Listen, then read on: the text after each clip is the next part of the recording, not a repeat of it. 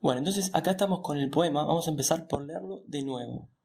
El soneto 61 de Lope de Vega dice así: ir y quedarse, y con quedar partirse, partir sin alma, y ir con alma ajena, oír la dulce voz de una sirena, y no poder del árbol desasirse, arder como la vela, y consumirse, haciendo torres sobre tierna arena, caer de un cielo y ser demonio en pena, y de serlo jamás arrepentirse, hablar entre las mudas soledades, pedir prestada sobre fe paciencia, y lo que es temporal llamar eterno. Creer sospechas y negar verdades es lo que llaman en el mundo ausencia, fuego en el alma y en la vida infierno. Ahora que lo leímos, a simple vista podemos detectar 4 grandes partes llamadas estrofas. ¿Sí? La primera tiene 4 versos, la segunda también tiene 4 versos y las dos últimas tienen 3 versos cada una. Estos espacios son los que están separando a las 4 estrofas. Este es el formato característico de los sonetos. Esto quiere decir que todos los sonetos que ustedes encuentren, al menos en lengua española, van a tener esta forma y van más o menos a ser muy parecidos. Puede haber pequeñas derivaciones, pero en general son casi todos iguales. Como dijimos recién, además de las 4 estrofas, tienen 14 versos, 8 en los 2 cuartetos, que son las 2 estrofas primeras de 4 versos cada una, y 6 en los 2 tercetos. Lo primero que vamos a hacer es numerar estos versos.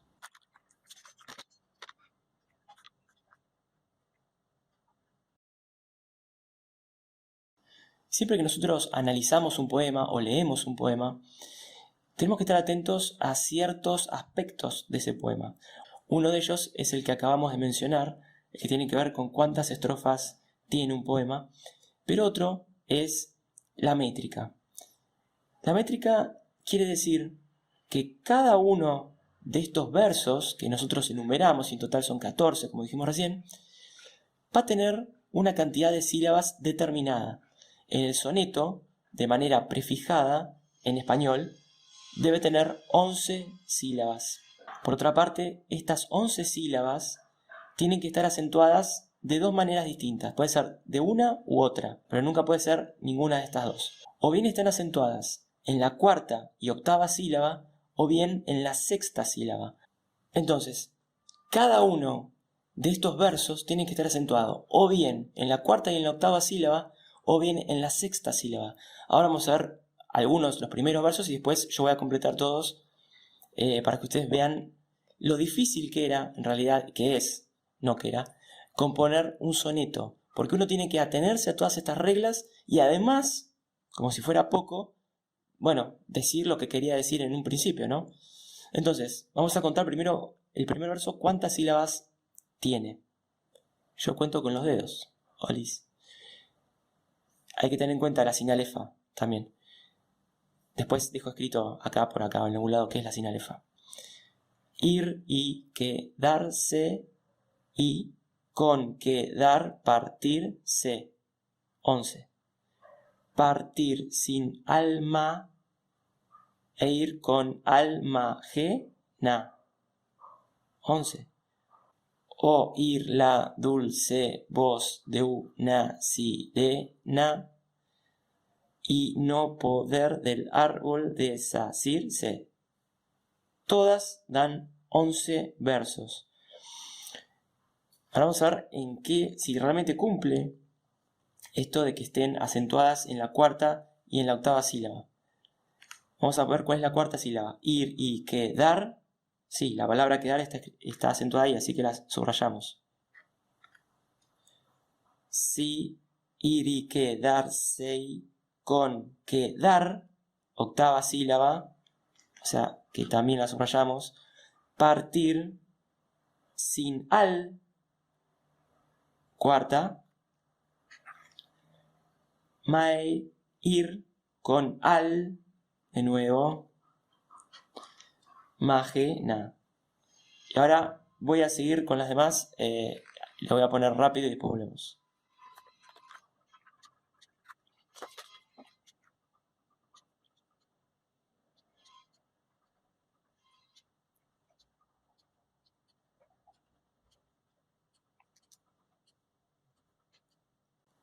Muy bien. Hay una característica más muy importante de los sonetos y es el tema de la rima.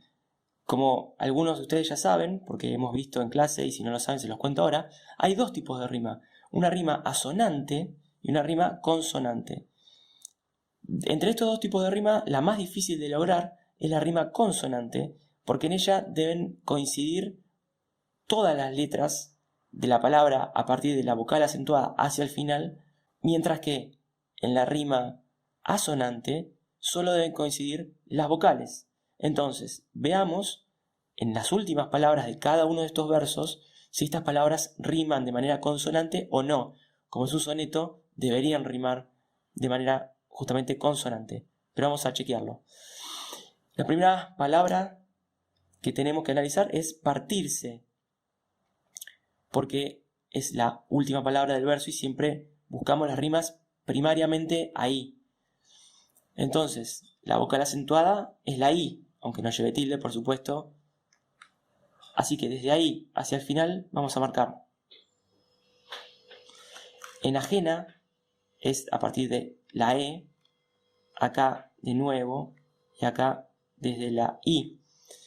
Entonces, la pregunta que tenemos que hacernos es, lo que quedó marcado en rojo, ¿rima? ¿Coincide, quiero decir?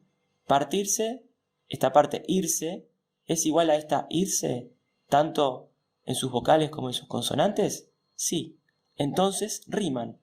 Por lo tanto, si le asignáramos una letra a cada tipo de rima, supongamos empezamos por la A, desasirse y partirse riman, así que coinciden, por eso tienen la misma letra. Ajena no rima con partirse, porque ena no tiene nada que ver con irse. Sin embargo, es igual, es idéntica a esta otra parte que marcamos en sirena. Así que ponemos la otra rima. Y ahora voy a seguir.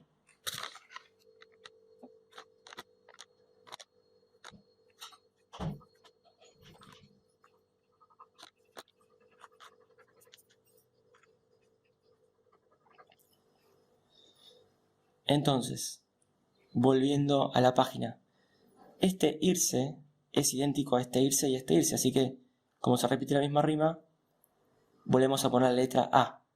Y arena rima con pena, pero también rima con sirena y con ajena, así que repetimos la misma letra. Acá, en los tercetos, cambia la cuestión, porque Hades no se repite nunca en lo que estaba antes. Ni encia ni erno, ninguna de estas tres. Sin embargo, sí coinciden con estas tres. Hades rima con Hades, encia coincide con encia y erno con erno. Por lo tanto, soledades rima con verdades, paciencia rima con ausencia y la palabra eterno rima con la palabra infierno. Hasta acá, básicamente, son las características que un soneto tiene que tener para poder ser llamado soneto. Pero lo que esto nos permite hacer, el tema de las rimas, es trazar un paralelismo semántico. Es decir, que todas las palabras que riman de la misma manera, todas las que contienen el mismo tipo de rima, se pueden asociar en cuanto a significado. Las voy a anotar en el costado. Y me salió en rima. ¡Ja!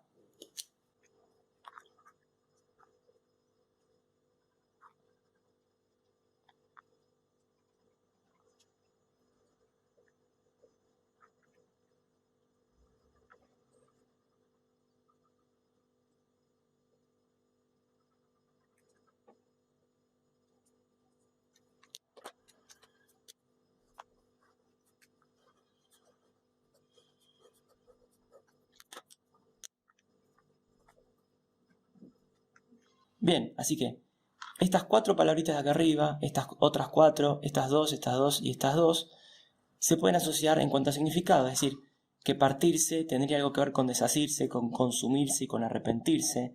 Ajena tiene que ver con sirena, con arena y con pena. Soledades lo relaciona con verdades, paciencia con ausencia. Y eterno, la palabra eterno, la asocia con la palabra infierno. Pero como era bastante pillo este Lope de Vega nuestro, también hizo unas cuantas rimas internas, aunque no de manera consonante, sino de manera asonante. Entonces, ahí marqué las rimas internas. poder con arder y con caer, torres con sobre, vela con sirena, que acá me faltó la línea de puntos, cielo con serlo, hablar con temporal, con negar y con llamar, y fuego con infierno. En estas casitas que hicimos coinciden las vocales, pero no las consonantes, por eso es el tipo de rima asonante. También utiliza otros recursos, como por ejemplo la aliteración y la anáfora. La aliteración es la repetición de ciertos sonidos, que no es rima exactamente, sino que se repiten. Los voy a marcar a continuación, junto con las anáforas, que son simplemente la repetición de ciertas palabras. Las marco y volvemos.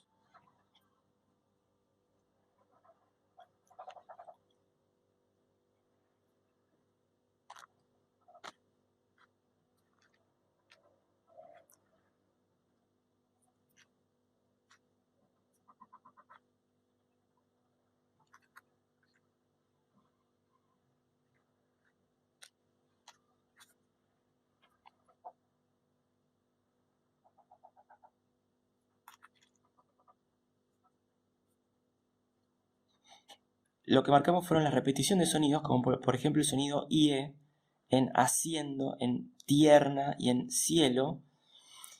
Y por otro lado, en pen, el sonido pen en pena, que es el mismo que se repite en arrepentirse. Lo mismo ocurre en el verso 7 y 8, que hay una repetición de sonidos A y E que predominan. Miren, A, E, E, E, E, E, E, A,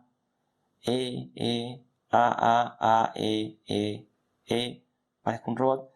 Y lo mismo pasa en el 10 con la P, que hay 3 seguidas, muy cerquita las unas de las otras. Y finalmente hay otro recurso más, que es el de la anáfora, es decir, como dije recién, la repetición de ciertas palabras en el y en. Así que todas estas cosas que nosotros hemos marcado aquí nos pueden servir para hacer una interpretación, aunque la palabra interpretación no sea del todo correcta, no me guste tanto, pero como para que se entienda, para hacer una lectura propia, porque podemos relacionar, como marcamos acá, las palabras que riman, lo mismo podemos hacer con las palabras que están unidas por el recurso de la aliteración, o por la anáfora, o por las rimas internas. Entonces, ¿cuál es mi lectura de este poema? Si recuerdan, en el video anterior yo les había pedido que pensaran de qué podía llegar a tratarse, de qué ustedes creían que trataba este soneto. Bueno, para mí, y esta es solo mi opinión, no es una cuestión de lo que es correcto o no, porque es solo una lectura de muchísimas lecturas posibles, y ninguna es la correcta, solo hay lecturas más o menos sustentadas en el texto. Para mí, este soneto habla acerca del exilio, de irse a una tierra desconocida. Y vamos a ver por qué. Y además vamos a ver si mi lectura está de cierta forma codificada en la forma en la que Lope de Vega escribió este soneto. Entonces, sigamos con el texto. Noten una cosa. ¿Cómo empieza? Ir y quedarse, y con quedar partirse. Pero este pillo de Lope escondió la palabra ir dentro de otras palabras. Por ejemplo, en partirse. Si nosotros analizamos el primer verso, ¿qué está diciendo? Está haciendo una oposición, ¿no?, entre ir y quedarse, pero dice que con quedar te partís, como si estuvieras en dos partes al mismo tiempo, como si dos partes distintas fueran vos mismo, fueran uno mismo. Pero acá, en este ir, repite este sonido, ir, que obviamente es el verbo, ¿no? Y acá lo repite de nuevo, partir. E ir, cuarta vez, con alma ajena. Oír, de nuevo. Sirena, una vez más. Y acá de nuevo, desasirse. Y obviamente también en consumirse y en arrepentirse. ¿Esto será casualidad? Conociéndolo a Lope, es muy poco probable que esto haya sido simple casualidad. Porque además hay otras cosas que apoyan esta teoría. O por lo menos que yo creo que apoyan esta teoría. Y tiene que ver con la forma en la que están escritos algunos de estos versos. Dijimos que la estamos leyendo como si hablara del exilio, como esa pena que se siente cuando uno se va a otro lugar. En el caso de Lope, él había sido obligado a irse a otro lugar, no había sido por pura elección, y según lo que yo creo está hablando de ese dolor que implica dejar un lugar al que uno quiere para irse a otro, aun si fuera por elección propia. Porque de cierta manera, lo que estaría diciendo el poema es que uno nunca termina de irse del lugar en el que nació y nunca termina de pertenecer tampoco al lugar al que llega. Entonces, esta sensación de partirse, creo yo, que está codificada también, de manera un tanto oculta, en cómo está compuesto este poema. Veamos algunos versos que corroborarían esto que estoy diciendo. En primer lugar, vamos a centrarnos en los dos primeros versos. Notemos que tienen una particularidad. Esa particularidad es que más o menos por la mitad del primer verso y del segundo verso tenemos una coma seguida por una i. En el verso número 2, en realidad en el poema original, en vez de esta e, que sería lo gramaticalmente aceptable para nosotros hoy en día, había una i. Entonces, notemos lo siguiente. Hay una coma y una i. Vamos a marcar todas las comas seguidas de i que encontramos en el poema.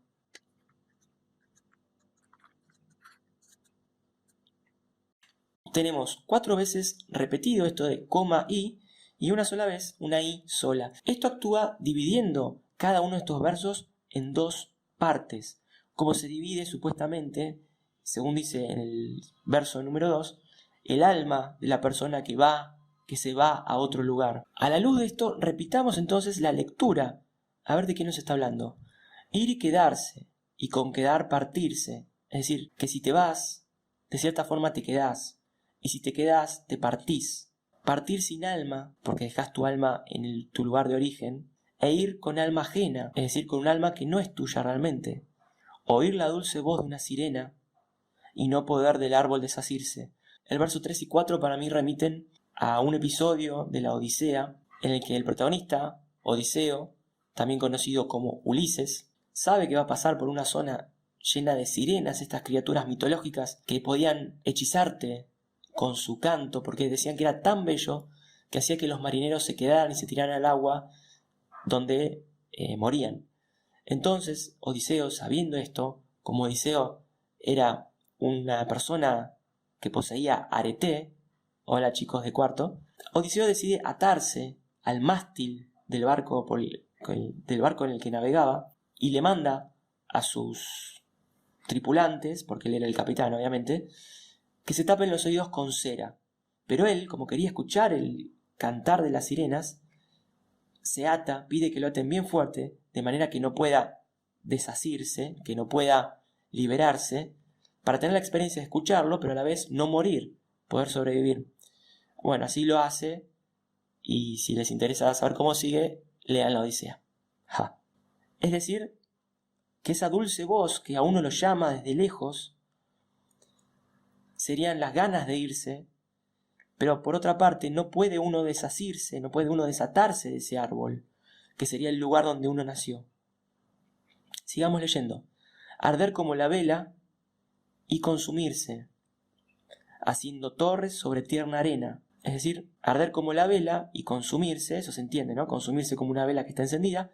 Pero acá también entra en juego otra cosa, otra acepción de vela, que es la vela de los barcos. Y dijimos que antes, hablando de sirenas, que a su vez podía relacionarse como vemos acá con la arena, está hablando, entonces podemos relacionarlo con una temática marítima, con una temática de un barco que se va, que llega a un lugar o que está en camino de ir hacia otro lugar. Y pensándolo de ese modo, podríamos interpretar que esta vela de la que está hablando es la vela del barco, y que esa vela es la que arde y se consume. Y por otro lado, esto puede entrar en consonancia con la palabrita que está justo arriba de vela, que es árbol, porque el árbol tiene raíces, el árbol no se puede mover. Sin embargo, los barcos son por excelencia un medio de transporte que nos lleva a otros lugares que atraviesan mares y hasta océanos. Pero continuemos leyendo. Dice, haciendo torres sobre tierna arena. Todos sabemos que las torres o cualquier otro tipo de edificación más o menos compleja no puede resistir sobre la arena. Continuemos. Los versos 7 y 8 dicen, caer de un cielo y ser demonio en pena, y de serlo jamás arrepentirse. Ese cielo sería el lugar, podría llegar a ser el lugar original de donde uno sale. Y después dice, y ser demonio en pena, o sea que en el lugar nuevo al que llega, no la está pasando tan bien. Y el último verso de la segunda estrofa dice, y de serlo jamás arrepentirse. Porque sin embargo uno quería irse hasta a ese otro lugar. O debía irse porque si no lo mataban, o lo encarcelaban, como en el caso de Lope. Por lo tanto, hasta acá lo que tendríamos sería un doble sentimiento. Por un lado, que quiere irse, esta voz poética, y por otro lado, que no quiere tanto irse, y hasta no puede irse, como el árbol que tiene raíces, que nunca puede abandonar el lugar, al menos no vivo, en el cual nació. El primer terceto dice, hablar entre las mudas soledades, o sea que como uno habla en un lugar donde no conoce la lengua, que si no uno no tiene esa lengua, obviamente se va a sentir solo. Pedir prestada sobre fe paciencia, y lo que es temporal, llamar eterno. Creer sospechas y negar verdades, es lo que llaman en el mundo ausencia, fuego en el alma y en la vida infierno. Esta última parte, bueno, habla de la paciencia, de lo que es temporal llamar eterno, equivocadamente, creer sospechas y negar verdades. Estos 3 versos serían algo así como una especie de sentimiento de alguien que está desahuciado ya. No creer sospechas y negar verdades es la esperanza que alguien tiene de que algo vaya a cambiar, como por ejemplo la posibilidad de retornar a su lugar de origen, y lo que es temporal llamar eterno, o al revés, habría que ver cómo funciona bien ese verso. Y en el último verso dice, fuego en el alma, y en la vida, es lo que llaman, ¿no? Venía diciendo antes, fuego en el alma y en la vida infierno. Atención con algo, atención con lo que pasa en estos versos que hemos marcado con fibrón negro. Porque en estos versos lo que parecería ocurrir es una especie de espejismo. ¿En qué sentido? Si nosotros pensamos que esto que hemos marcado funciona como un espejo, veamos si hay alguna repetición de manera especular. Miren, este ir, que está al principio, acá está al final. Y este quedarse, o este quedar, acá está al principio. O sea, que sería una estructura así. Lo que podemos pensar de esto que hemos marcado con fibrón negro es que actúan como una especie de tabique que en cierta manera refleja lo que se decía antes de ese tabique y después de ese tabique. Por ejemplo, acá vemos que marqué ir, se repite acá, y quedar también se repite acá y acá. Partir, en este segundo verso, la palabra ir está contenida dentro de partir y se repite con este otro ir. Y alma, directamente está repetida la misma palabra ahí. Acá también pasa lo mismo, o algo parecido. Caer se podría relacionar con pena y cielo con demonio, si esto que está acá funcionando acá arriba se repitiera. Lo mismo acá, creer con verdades y negar, mejor dicho, y sospechas con negar. Y aquí también, fuego se relaciona con infierno y alma con vida. Por otra parte, el poema tiene varias repeticiones y oposiciones y anticipos que podemos ver a continuación. Para empezar, hasta acá, hasta el verso 6 inclusive, encontramos que hay un movimiento horizontal dentro del poema, porque estas i que funcionaban como una especie de espejo o tabique, reflejaban o replicaban la primera parte del verso en la segunda, o había por lo menos una cierta relación. Sin embargo, a partir del verbo caer, de este verso de acá, las cosas cambian un poco, justamente por el significado del verbo caer. Será caer de un cielo hacia un infierno, obviamente acá hay una relación, y como vimos acá, infierno era eterno, ¿no? Que también estaba relacionado desde antes. Entonces esto podría funcionar como una especie de anticipo que nos está diciendo, ¿no? Porque fijémonos que esta I, al dividir este verso, podría estar relacionando caer con demonio también. Este caer cambia el movimiento del verso. Podríamos pensar que justamente si habla de caer desde un cielo y ser demonio en pena, el verso 7 se relaciona muy fuerte con el verso 14. ¿Será casualidad que el verso 7 está en la mitad del poema y el 14 está en el final? Raro, no creo que sea casualidad. Por lo tanto, de aquí en más parecería cambiar el ritmo del poema, parecería dejar de hablarnos de esa dualidad de sentimientos y pasar a una parte negativa. Fíjense que todos los verbos de acá, la primera parte, del 1 al 6, o hasta el 7 inclusive, era una dualidad de sentimientos. Era quiero irme pero a la vez no quiero, que sí, que no, que sí, que no. Pero en la última parte, en la segunda mitad del poema, son todas cosas malas. Soledades, paciencia que necesita, dice la voz narrativa, los que esté por allá llaman eterno, creer sospechas y negar verdades, lo cual sería algo malo, es la ausencia en el mundo, el fuego en el alma y el infierno en vida.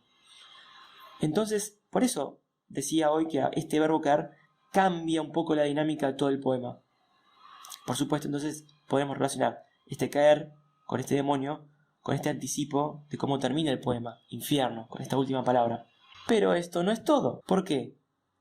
¿Podríamos ser nosotros tan inocentes de pensar que Lope simplemente de casualidad repitió algunas palabras? Lo dudo mucho. Veamos qué palabras se repiten directamente. Las voy a marcar con amarillo, espero que se note. Alma está acá, pero también está acá. ¿Y está en algún lugar más?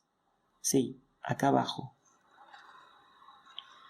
Y también se repiten sobre y sobre. No sé si será casualidad que forman una especie de cruz o no, pero lo llamativo es lo que ocurre con la palabra alma. Si nosotros vemos, hay estas dos veces repetidas en el segundo verso y una abajo. Esto forma, ¿qué cosa? Si nosotros unimos con una línea estas palabras, un triángulo invertido, o, lo que es decir lo mismo, una flecha que apunte hacia abajo. En este punto, a lo mejor estoy flasheando mal, puede ser, pero es llamativo, ¿no? Porque el alma desciende, según el poema, al infierno. Por otra parte, hay otras relaciones muy interesantes en este poema. Si bien no se repite la misma palabra en el caso que voy a mencionar a continuación, es bastante parecida. Miren esto, llamar y llaman. Acá también hay una repetición de sonidos, ¿verdad? La podríamos haber marcado perfectamente como una aliteración. Es más, la voy a marcar a continuación. En realidad, llama es la aliteración, no llam solamente. ¿Y la llama qué es? Lo que se encuentra, ¿dónde supuestamente? En el infierno. De manera tal que esto podría estar funcionando como una especie de anticipo. Pero también hay otra cosa que es un tanto sospechosa. Miren esto. Así como en partirse, en la palabra partirse, Lope incluía dentro de esa palabra la palabra ir, eso no nos habilita a nosotros a encontrar dentro de las palabras que utiliza otras palabras, como por ejemplo edades en soledades o ciencia en paciencia. Y si tomamos esto de edades tranquilamente, por una cuestión de significado, lo podemos relacionar con la palabra temporal. Por otro lado, esto de encontrar la palabra ciencia se puede relacionar con este verso, con el número 12, que dice: creer sospechas y negar verdades es el infierno en vida. O sea, acá esta parte de la lectura no entraría dentro de lo que de la lectura original que yo propuse, pero me resulta muy llamativo también.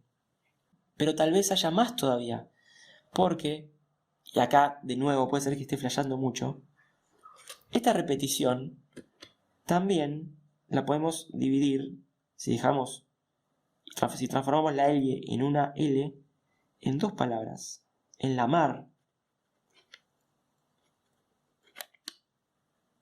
Y antes habíamos dicho que hablando de sirena, de arena y de vela, estábamos dentro de ese campo semántico que era el viaje en barco. Ustedes se preguntarán por qué es la y no el mar. Bueno, en poesía hay una tradición de copiar al francés, lengua en la cual la palabra mar es de género femenino y no de género masculino como en el español. Y esto de relacionar soledades con temporal, también podemos relacionarlo con la palabra paciencia. Y por supuesto, con eterno. Pero todavía hay más, y este video me va a quedar de 3 meses de largo. Hay dos verbos que aparecen, por supuesto, todos en infinitivo, en un ratito llegamos a eso, pero veamos algo. Oír está ahí y acá está hablar. Obviamente son verbos que se oponen. Al principio, el oír es dulce, oír la dulce voz de una sirena, pero aquí, hablar está relacionado con las soledades. Recordemos que a partir del verbo caer nosotros habíamos dicho que podíamos pensar que de ahí hacia el final era todo una sucesión de sentimientos negativos. Esto apoyaría lo que habíamos dicho antes, ¿verdad? Y también hay otra pista que podría estar contenida en la palabra muda. Obviamente, si alguien no puede hablar, es mudo, pero también mudar significa cambiar, como un animal que muda su piel, como las serpientes, por ejemplo. Entonces, esto podría ser una clave para entender toda esta segunda parte del poema. Mudar. Así también podemos encontrar otras cositas más, como por ejemplo, si nosotros podíamos relacionar las palabras soledades con verdades, veamos cómo terminan estas palabras. Acá estaríamos hablando de una cuestión simplemente fonética. Hades. ¿Y qué era el Hades? De acuerdo a la mitología griega. El infierno, o una especie, mejor dicho, de infierno, versión griega. Hay algunas cositas más, como por ejemplo, si nosotros pensamos que Lope escondía palabras dentro de palabras más largas, uno podría acá encontrar la palabra ver, y no sería tan loco porque está usando hasta este momento todos los verbos en infinitivo, negar, ver. Con lo cual, nosotros podríamos extender un poco esta interpretación que tiene que ver con la ciencia. Habla de lo temporal, pero también habla de la ciencia y esto de negar, ver. ¿Será que Lope estaba hablando algo relacionado con la iglesia y con el rechazo que había hacia la ciencia en ese momento? ¿Estará queriendo decir algo acerca de la idea de que la ciencia por sobre la fe implica el infierno? No digo que Lope pensara eso, sino que está hablando de ese tema. Entonces ahora sí podemos ir a algo que ya habíamos dicho antes, y es la cuestión de este verbo, que es el único verbo conjugado del poema. El chabón se escribió 14 versos y solo usó un verbo conjugado. El resto está todo en infinitivo. Impresionante. Los verbos conjugados, encima este que es el verbo ser, y eso es bastante significativo también, lo usa recién en el final. Como si lo que estuviera antes no fuera. Como si lo que estuviera antes fuera una especie de purgatorio, un limbo, no era ni el cielo ni el infierno. Y estoy hablando específicamente de esta primera parte, hasta el verso 7. El verso 7, a lo mejor, estando en la mitad del poema, puede llegar a ser considerado como una especie de cielo en tierra, es decir, como la tierra en sí misma, es decir, como nuestro paso por esta vida. Y lo que queda después es una sucesión de penares hacia el último lugar, hacia el destino final, que sería el infierno. Un infierno que, como ya dijimos, es eterno y está lleno de fuego, y el alma se nos quema. Dicho sea de paso, si nosotros revisamos los versos 13 y 14, esta última parte donde dice fuego en el alma, nosotros ya lo sabíamos, porque la palabra llama, contenida dentro de llaman, rima de manera asonante con alma, o sea que ya estaban asociadas las dos cosas, la llama como forma del fuego y el alma. Además, con la utilización de la palabra torres, introduce ya un sentido de verticalidad que no estaba introducido antes, ya que era más bien un sentido de desplazamiento horizontal. Quedaría todo en una especie de estado sin tiempo en este purgatorio, donde nada transcurre hasta que el verbo ser se conjuga en presente para llevar el alma al infierno. Finalmente, lo que ocurre después de este verbo conjugado es un tanto llamativo porque queda abierto a nuestra interpretación debido a que no utiliza comillas. ¿Por qué? Cuando uno dice, por ejemplo, en este caso, es lo que llaman en el mundo ausencia, ese ausencia, como es de la manera de la cual se lo llama, debería ir entre comillas. Fuego debería ir entre comillas también en el verso número 14, y la palabra infierno debería ir entre comillas también. Si es que lo interpretamos así, porque como dijimos recién, esa ausencia de comillas abre el significado. Para empezar, la palabra ausencia, fuego e infierno estarían sumamente relacionadas. Pero no es lo único, porque uno podría entender, en primer lugar, que creer sospechas y negar verdades, simplemente estoy reacomodando las palabras del último terceto, uno podría creer que creer sospechas y negar verdades es lo que en el mundo se llama ausencia. Creer sospechas y negar verdades es lo que se llama en el alma fuego. Y también sería lo que se llama en la vida infierno. Pero si uno ampliara esas comillas, se generaría un sentido distinto, porque uno podría decir que creer sospechas y negar verdades es lo que se llama ausencia en el mundo, fuego en el alma e infierno en la vida. Todo eso entre comillas. Dicho de otra manera, a lo que se conoce como ausencia en el mundo sería creer sospechas y negar verdades. A lo que se conoce como fuego en el alma es creer sospechas y negar verdades. A lo que se conoce como infierno en la vida es esto de creer sospechas y negar verdades. Y en este sentido se reforzaría la hipótesis de que sí está hablando de la ciencia y del conocimiento científico frente a creer sospechas, que sería más parecido a la fe. Es raro que Lope de Vega diga esto habiendo sido él mismo sacerdote. Por lo tanto, queda abierta una especie de tensión entre estas dos interpretaciones.